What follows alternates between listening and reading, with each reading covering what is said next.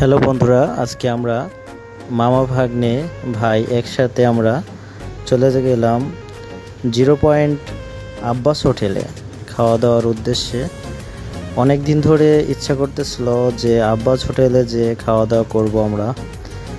এই ফাঁকে একটু স্টাইল করে নিলাম ঢোকার আগেই। আমরা এখন তাদের রান্নার দেখতে ভিতরে ঢুকে গেলাম। এখন ভাই নুন দিচ্ছে দেখতে পারতেছি। আমরা পুরো লাইভ রান্নাটাই দেখলাম তাদের আব্বাস হোটেলের ভিতরে ঢুকে। তাদের কাছ থেকে পারমিশন নিয়ে ঢুকলাম। ভাই অনেক সুন্দর করে রান্না করছে এবং 40 কেজি মাংস সে একসাথে রান্না করছে, সে আমাদেরকে বলছে। আর বলছে যে মাত্র 10-15 মিনিটের মধ্যে এত মাংস শেষ হয়ে যাবে। আর অনেক কষ্ট করে রান্না করে আমাদেরকে তারা খাওয়ায়, সেটা বলছে।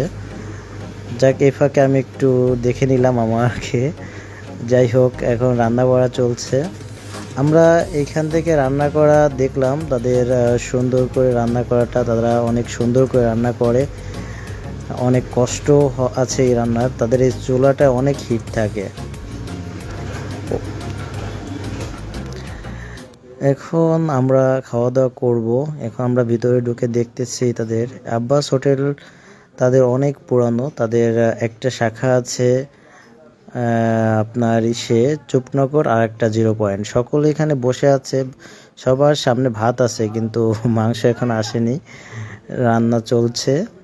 আমরা এই ফাঁকে একটু ছবি তুলে নিলাম। সকলে দেখতেছি সবাই ভাত নিয়ে বসে আছে আমাদের মতনই।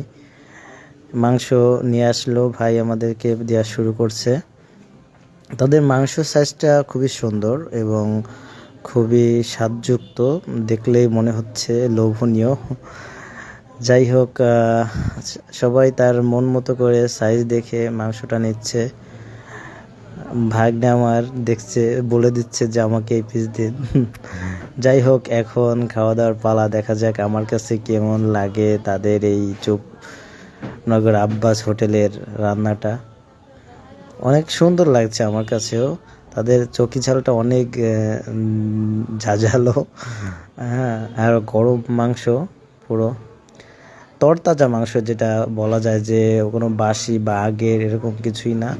লাইভ চুলায় রান্না দেখলাম এবং এখনই খাওয়া শুরু করলাম। সবার কাছে খুবই ভালো লাগছে রান্নাটা।